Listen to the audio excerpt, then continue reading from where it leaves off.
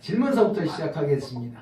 여러분들 질문에 혹시 개인적으로 답을 한번 해보시기 바랍니다. 여러분들은 바리새인과 사두개인보다 더 나은 의를 가지고 있으십니까? 사두개인이나 바리새인보다 더 나은 의를 행하고 계시는가 하는 겁니다. 의롭다라고 얘기하는 것이 무엇입니까? 의롭다라고 얘기하는 것은 아마도 우리가 그리스도를 온전히 따르고 있느냐 아니냐라는 것에 척도가 주어져야 하는데, 우리 그리스도인들은, 기독교인들은 그게 의입니다. 얼마만큼 예수 그리스도를 따르고 있느냐, 얼마만큼 예수 그리스도의 말씀을 잘 지키고 있느냐에 따라서 의와 불의가 정해집니다. 그렇다고 한다면 이 바리새인들과 서기관들에게 있어서 의와 불의는 무엇일까? 물론 예수 그리스도께서 오시기 전에는 특히 유대인들에게는 의와 불의는 하나님의 말씀을 얼마만큼 듣고 얼마만큼 잘 준행하느냐에 따라서 의와 불의가 구별되는 겁니다. 내가 얼마만큼 정하느냐, 얼마만큼 정하지 않은 모습으로 살아갔느냐에 따라서 의와 불의가 구별될 수 있었습니다. 그런데 예수님께서는 그 모든 것들을 새롭게 정하시고 또 새로운 말씀으로 우리에게 하나님의 말씀을 증거해 주시고 천국의 복음을 증거해 주십니다. 그런데 새롭다라고 얘기를 하고 있는 모든 것들이 주님께서 이렇게 얘기하십니다. 율법이나 선지자를 다 폐하고 내가 뒤집어 엎고 새로운 것을 주는 것이 아니라, 율법이나 선지자를 폐하러 온 것이 아니라 더 완전하게 한다. 내가 뒤집어 엎는 게 아니라 그 모든 것들이 하나하나 더 완전하게 하기 위해서 이 땅에 왔다라고 말씀을 하십니다. 여러분들, 저도 마찬가지입니다만 우리가 의롭다 아니면 불의하다 라는 것에 자유로운 분들은 쉽지 않을 것 같습니다. 자, 오늘 제목은 눈으로만이라는 제목입니다. 여러분들, 눈으로만 보세요 라고 하는 말을 어디서 많이 보십니까? 주로 전시관 같은 데 가시면은 눈으로만 봐주세요, 손으로 만지지 말고 그저 눈으로 감상해 주십시오 라고 이야기를 하는 겁니다. 손으로 만졌을 경우에는 훼손이 될 때가 많이 있어서 이런 전시장, 특히 그림이나 사진 같은 전시장에 보면은 눈으로만 봐주세요 라고 하는 문구가 많이 쓰입니다. 눈으로만 봐도 그 사진 또는 그 그림 속에 담겨져 있는 의미 또는 감동, 그 다음에 이 작가의 그 모든 것들, 혼신의 힘을 다 쏟은 모든 것들이 다 눈으로만 가만히 보고 있어도 다 공감할 수 있기 때문입니다. 그러면은 여러분들, 문학작품은 어떨까요? 문학작품 같은 경우에 글로 쓰여 있는 작품, 그 작가와 소통하는 방법 어떤 것이 있을까요? 당연히 책을 읽어야 합니다. 어떤 때는 그 작가와 직접적으로 대화를 나눌 수도 있습니다만, 이럴 때는 눈으로만 보면 안 됩니다. 그 작가가 글 하나하나를 씀에 있어서 어떠한 마음을 가지고 썼을까, 어떠한 마음으로 이 단어를 썼을까 라고 하는 것을 생각하며 봐야 합니다. 저도 마찬가지입니다만 요즘은 SNS가 너무나도 많은 이들에게 퍼져 있습니다. 그래서 여러분들 카톡에 오는 그 문자들을 얼마만큼 자세하게 보십니까? 저는 그래도 좀 적지만 우리 학생들 같은 경우에는 제가 가끔 우리 아이들 카톡을 이렇게 보면은 안 읽은 그 카톡의 숫자가 거의 뭐 몇백 개 되는 것 같아요. 짧게는 몇십 개, 뭐 세네 개서부터 시작해서 많게는 몇십 개, 거의 100개 가까이 되는 경우들도 있고, 어떤 때는 이 카톡이 언제 오느냐? 10시 넘어서 12시 넘어서 계속 문자가 오는 그런 일들도 있었습니다. 그럴 때 어떻게 합니까? 자세히 하나하나 읽으면서 이 친구가 나에게 어떤 의미로 글을 썼는지 결코 신경 안 씁니다. 그냥 뭐가 잔뜩 왔구나 라고 해서 숫자가 많이 뜨니까 탁 누르고 나 읽었어 라는 표시만 나게 하는 경우가 있습니다. 눈으로만 보고 감동과 서로 어떤 교통이 없다라는 거죠. 제 친구 중에 또 이런 사람들도 있습니다. 우리 신학교 동기 목사님들이 단톡방을 만들었습니다. 해외에 있는 친구가 이렇게 들어왔습니다. 근데 저기는 이렇게 얘기하는 거죠. 나 여기 계속 남아 있어야 돼? 라는 겁니다. 그래서 제가 뭐라고 얘기했을까요? 그냥 눈으로만 봐. 여기 안에 있는 삶의 자리가 다르고 또 목회 현장이 다르다 보니까 공감대가 형성되지 않는 거예요.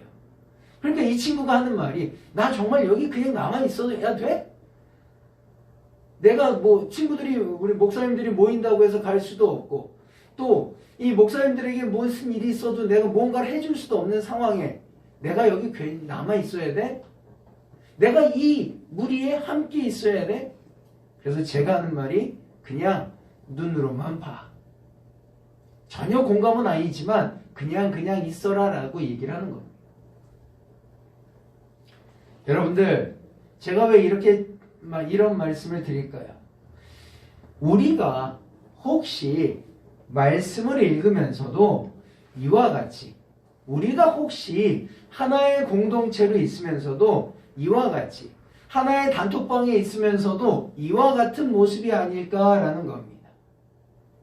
신명기 기자는 이렇게 기록하고 있습니다. 하나님의 말씀을 손에 써서 붙이고 이마에 써서 붙이고 그 다음에 문설주에 새겨서 들어오고 나가고 또 내가 어디를 가든지 하나님의 말씀을 읽고 듣고 또 그 마음을 마음판에 새기라 라고 이야기하고 그 말씀대로 하나님을 사랑하고 또 내 이웃을 사랑하고 하나님께서 나의 모든 것을 이끌어 주시고 하나님과 내가 함께 있다라는 것을 이 말씀으로 계속적으로 보라고 얘기를 하고 있는데 우리는 과연 이 말씀을 주야로 묵상하고 있는지 또 들고 날면서 집을 들어오고 나가면서 말씀대로 내가 오늘 살았는가? 말씀대로 내가 오늘 사람들과 대화를 했는가? 말씀을 따라서 우리가 관계를 맺었는가? 장사를 했는가? 사람들을 가르쳤는가? 라고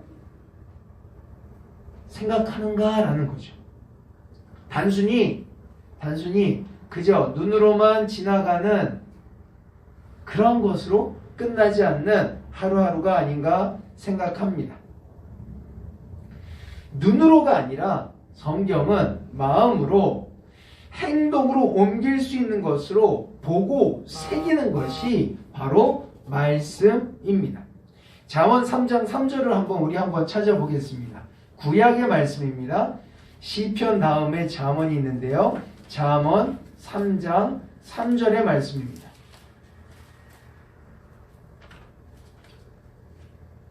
잠언 3장 1절서부터 제가 읽겠습니다. 구약 912면에 있습니다. 잠언 3장 1절입니다. 내 아들아 나의 법을 잊어버리지 말고 내 마음으로 나의 명령을 지키라. 그리하면 그것이 내가 장수하여 많은 해를 누리게 하며 평강을 더하게 하리라. 인자와 진리가 내게서 떠나지 말게 하고 그것을 내 목에 매며 내 마음판에 새기라. 그리하면 내가 하나님과 사람 앞에서 은총과 귀중히 여김을 받으리라.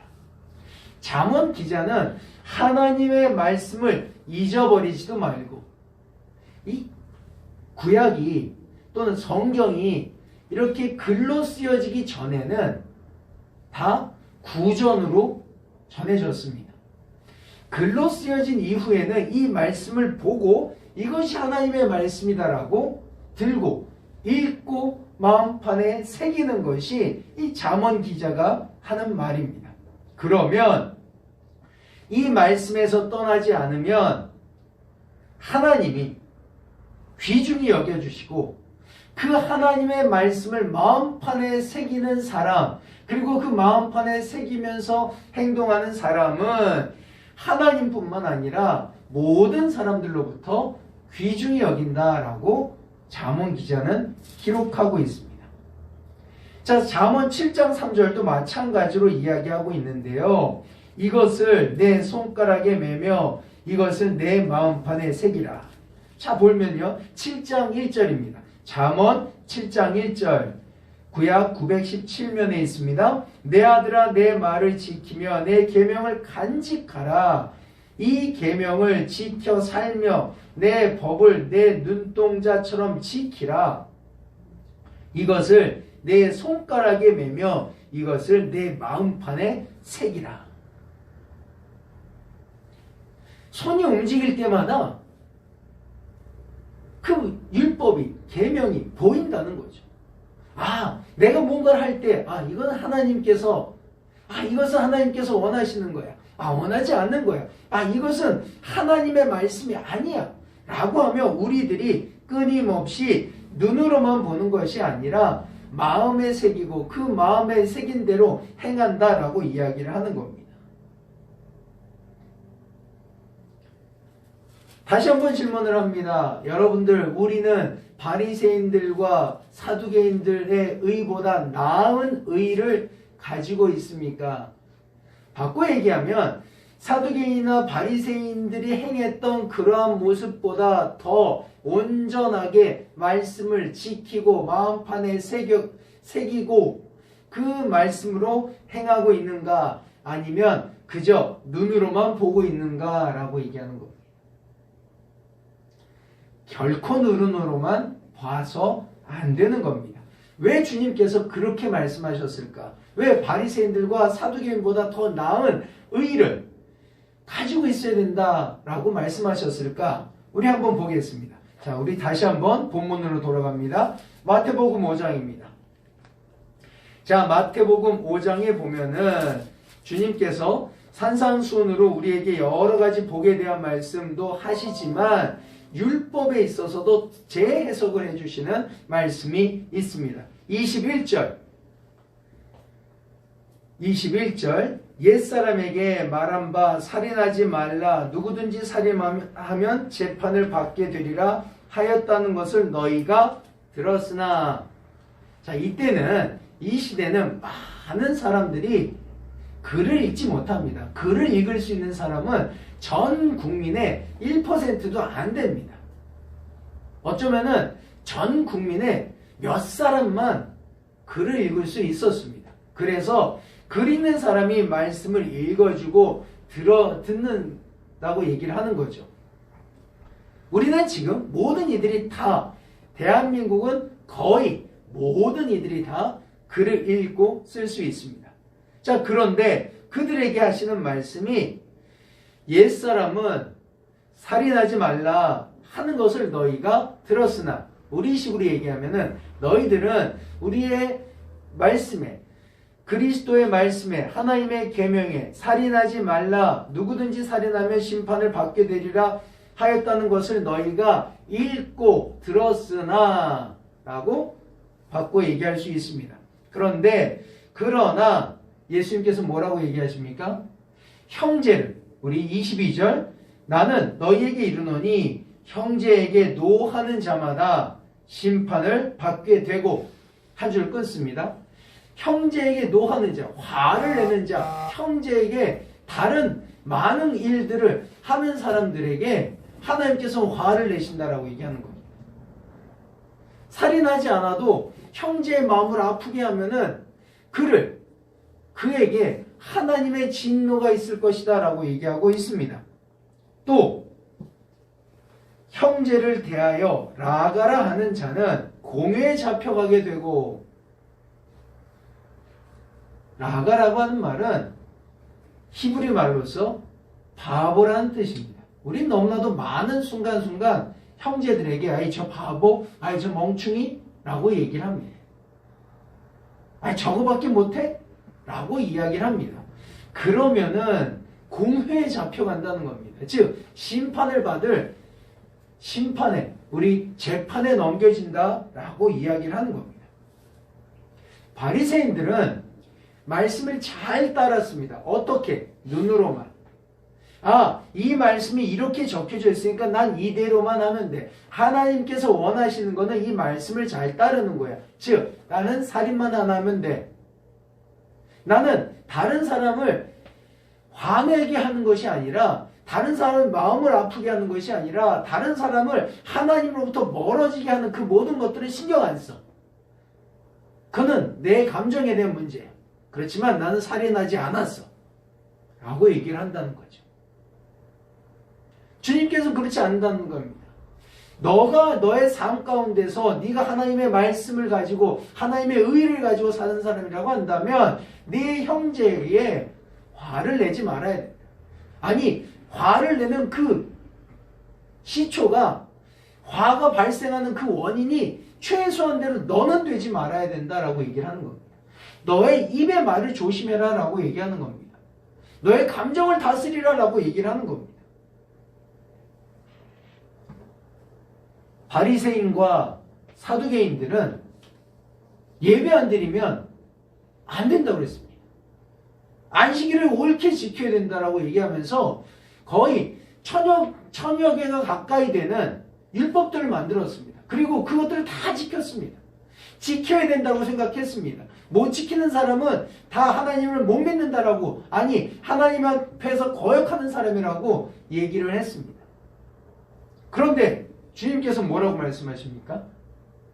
예물을 드리려고, 예배 드리려고 나오는 그 순간에 내가 형제와 관계가 안 좋은 게 있으면은 예물은 내버려 두고, 예물은 제단 앞에 먼저 두고, 먼저 가서 형제하고 같이 화해하고 온 다음에 그 예물을 가지고 내 앞에, 하나님 앞에 드려라 라고 얘기하고 있습니다.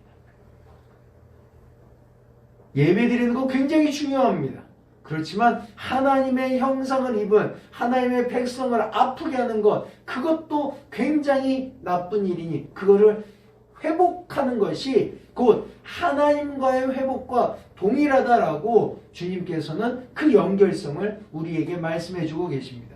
이것이 주님이 우리에게 율법을 온전히 가르쳐 주시고 눈으로만 보지 않게 하는 말씀인 겁니다. 계속해서 똑같이 말씀하십니다. 27절에 또 간음하지 말라 하였다는 것은 너희가 들었으나, 십계명에 간음하지 말라라고 얘기하고 있습니다. 그 말이 무슨 말이냐? 제가 지난번에 한번 설명해 드린 적이 있습니다. 간음하지 말라라고 얘기하는 것은 이웃의 여인, 이웃집의 부인을 탐하지 말고 그 이웃집의 부인을 내 것으로 만들지 말라라고 말씀하시는 겁니다. 그런데 예수님께서 뭐라고 말씀하십니까? 마음에 음욕을 품는 것. 이 메시지 성경에서는요, 뭐라고 기록되어 있냐면은 그 마음에 음욕은 둘째치고 그 여인을 힐끗 눈으로 이렇게 보는 것. 제가 한번 찾아서 마태복음 5장을 찾아서 한번 읽어드리도록 하겠습니다. 자, 마태복음 5장 27절에 있는 말씀입니다. 자, 여러분들이 가지고 있는 성경하고는 좀 다른데요. 한번 같이 읽어보도록 하겠습니다. 여러분들은 눈으로, 마음으로, 영으로 27절을 따라 읽어주시고요. 저는 메시지 성경을 읽어드리도록 하겠습니다. 너희는 남의 배우자와 동침하지 말라는 계명도 잘 알고 있다. 그러나 단순히 동침하지 않는다고 해서 너희 덕을 지켰다고 생각하지 마라. 내 마음은 너희 몸보다 훨씬 빨리 정욕으로 더럽혀질 수 있다. 아무도 모를 것 같은 곁눈질도 너희를 더럽힌다. 다른 사람은 전혀 모른다는 거예요. 그러나 내가 슬쩍 곁눈질 하면은 그것으로 너희 마음이 더럽혀진다라고 얘기를 하는 겁니다. 제가 우리 아이들과 같이 코미디 프로를 본 적이 있습니다. 여러분들 왜 남자들이 그 해변에 가면, 여름에 해변에 가면 꼭 선글라스를 끼는 줄 아십니까? 네, 간단합니다. 네, 그 선글라스를 끼는 그 순간부터는 이 옆에 있는 같이 간 사람과 상관없이 주변을 스캔할 수 있게, 쫙 스캔할 수 있기 때문에 선글라스를 꼭 낍니다. 이 선글라스를 쓰고 벗는 순간이 몇 초나 걸릴까요? 벗으면은 내가 스캔을 다 했다는 얘기거든요. 1초도 안 걸립니다. 딱 쓰고 스캔 한번 쫙 하고 마음에 안 들면은 다 내려놓고, 그죠? 남자들이 주로 그렇다고 얘기를 합니다. 그런 마음, 내 마음이 정욕으로 쌓이는 거는 몇 초도 안 걸립니다. 주님께서는 그것도 하지 말라라고 얘기를 하는 겁니다. 내 마음이 정욕으로 쌓이는 것, 그것은 하나님 앞에서 더러운 것이고 그것은 너를 더럽힐 수 있는, 하나님의 영적인 모습을 가지고 있는 네가 더럽혀질 수 있는 모습이니까 그런 모습을 갖지 말라고 주님께서 우리에게 얘기하고 계시는 겁니다. 그런데 사두개인이나 바리새인들, 그런 사람들은 단순히 내가 옆에 있는 부인을, 옆집에 있는 부인을 간음하지 않았고 동침하지 않았다고 해서 나는 깨끗하다라고 얘기한다는 겁니다. 단순히 눈으로만 보면 이런 현상이 일어날 수 있습니다. 거짓 맹세에 대한 말씀도 나와 있고 약한 자를 대하는 말씀도 나와 있고 또한 원수에 대한 이야기도 똑같은 말씀으로 이야기하고 있습니다. 43절을 한번 보겠습니다. 5장 43절입니다. 또 내 이웃을 사랑하고 내 원수를 미워하라 하였다는 것을 너희가 들었으나 나는 너희에게 이르노니 너희 원수를 사랑하며 너희를 박해하는 자를 위하여 기도하라. 이같이 한즉 하늘에 계신 너희 아버지의 아들이 되리니, 이같이 한즉 하늘에 계신 너희 아버지의 아들이 되리니, 이는 하나님이 그 해를 악인과 선인에게 비추며 비를 의로운 자와 불의한 자에게 내려주심이라. 너희가 너희를 사랑하는 자를 사랑하며 무슨 사랑이 있으리요? 세리도 이같이 아니하느냐? 또 너희가 너희 형제에게만 무난하면 남보다 더하는 것이 무엇이냐? 이방인들도 이같이 아니하느냐? 그러므로 하늘에 계신 너희 아버지의 온전하심과 같이 너희도 온전하라.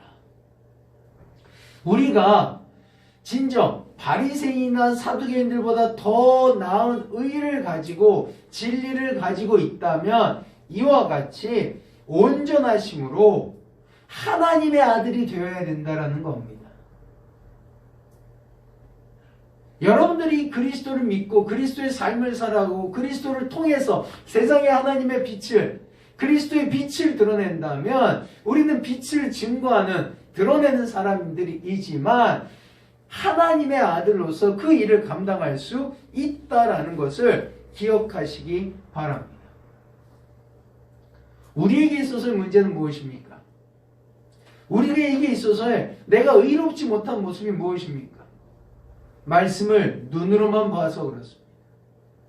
말씀을 눈으로만 본 것대로만 행해서 그렇습니다. 사두개인과 바리새인들이 그렇게 행했습니다. 사두개인과 바리새인들이 그런 모습으로 살았습니다. 그런 모습으로 다른 이들을 정죄했습니다. 다 그런 모습으로 다른 이들을 가르쳤습니다.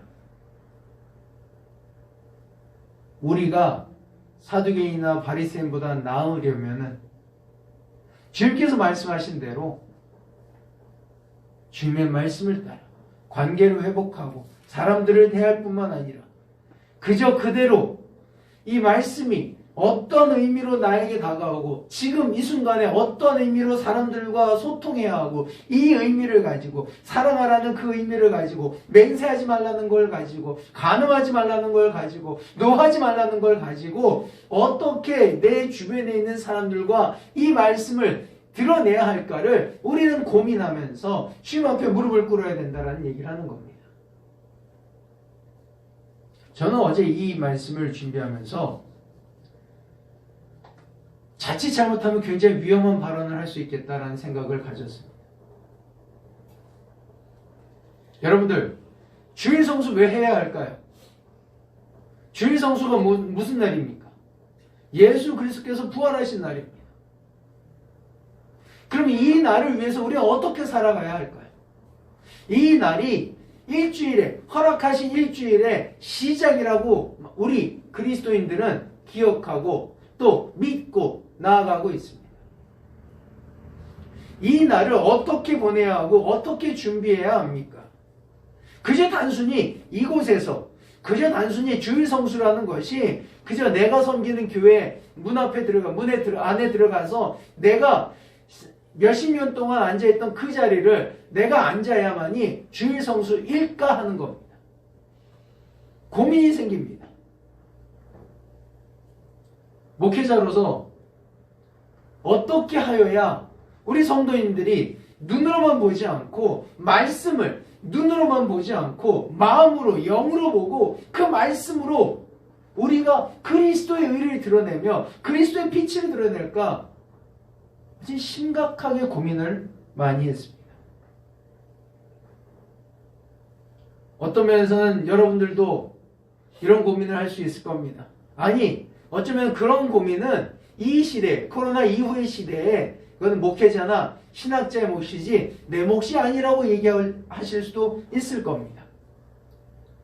여러분들이 만약 그렇게 생각하신다면 이 말씀은 목회자에게만 주시는 말씀이지 여러분들한테 주시는 말씀이 아닙니다.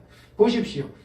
오늘 본문 말씀 5장 20절에 보면 내가 너희에게 이르노니 너희가 목회자나 신학자로 국한되어 있습니까? 아닙니다.